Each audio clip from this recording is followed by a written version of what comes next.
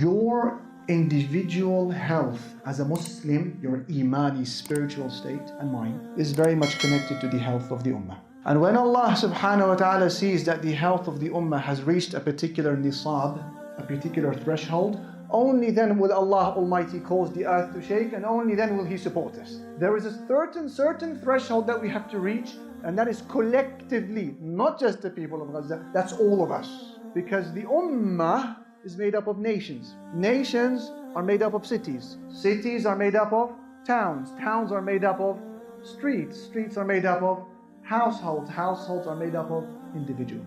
So my health and your health as a Muslim, and my habits and your habits as a Muslim, and the way I trade and you trade as Muslims is connected to the overall health of the ummah. So it's time to sacrifice something. It's time to drop something haram in your life.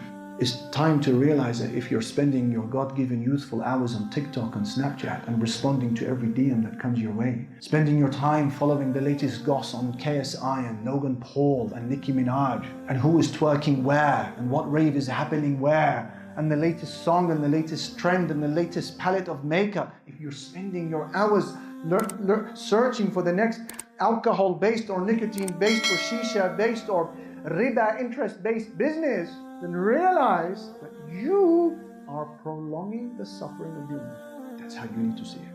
You're prolonging it. So when you ask about where is the victory of Allah, the answer to that question is not something that is out of your control, like a meteor that passes over your head. What time is the meteor? What time is the comet going to pass over our heads? We have no control over it. It's going to come at this time. That's not how the victory of Allah works. You ask, where is the victory of Allah? You say, where is your tawbah? Where is my repentance? There is something that needs to change in our lives. There are priorities that need to change. There is a friendship circle that needs to be reshuffled. There are investments that you need to withdraw from.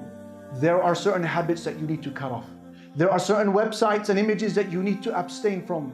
There are certain people that you need to cut off from your life. And there are certain family members that you need to apologize to and restore their relationship with them. There is a masjid that needs to be built. There is a waqf that needs to be donated to. There is salah that needs to be prayed on time. There is a hijab, my sister, that needs to be honored and glorified and purified once and for all. Because it's not just now about your welfare in the grave. It's now about the overall health of the ummah. And when I, Ali Hamouda, delay my tawbah, I delay my astaghfirullah, I am prolonging the suffering of the ummah. It's selfish. It's fundamentally selfish and self-centered. Make a change for yourself. And make a change for your Lord, most importantly. Then think about the change you will be making and how it will affect your ummah.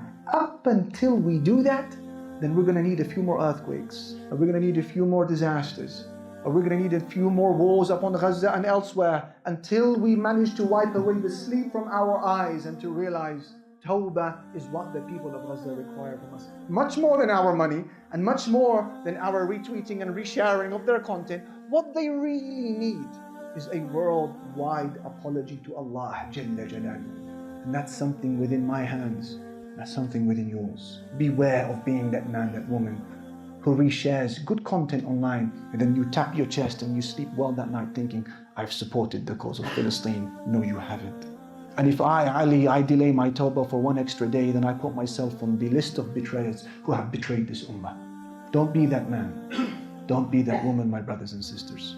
A few messages, 60 seconds, and I leave you with this. Takeaway messages. Number one, progress, more often than not, is non-linear. Progress is rarely a straight line. So I don't want you to confuse any outcome of this war in Gaza with failure, because progress is non-linear. Progress is rarely a straight line. Remember that. Message number two, when you are seeing those battered and bruised martyrs being pulled out of the rubble, beware of despairing, and remember that they are not suffering anymore, despite what they look like. And they are in a place of comfort and happiness and forgiveness. And had they been given the choice now, they would not choose your company over the company of Allah.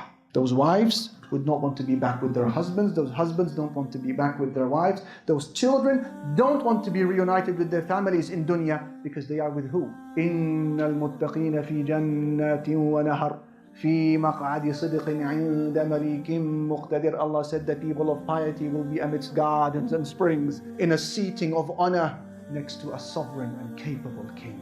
Will they exchange that with me and us? They are happy where they are despite those battered and bruised martyrs that you see coming out of the rubble. That's message number 2.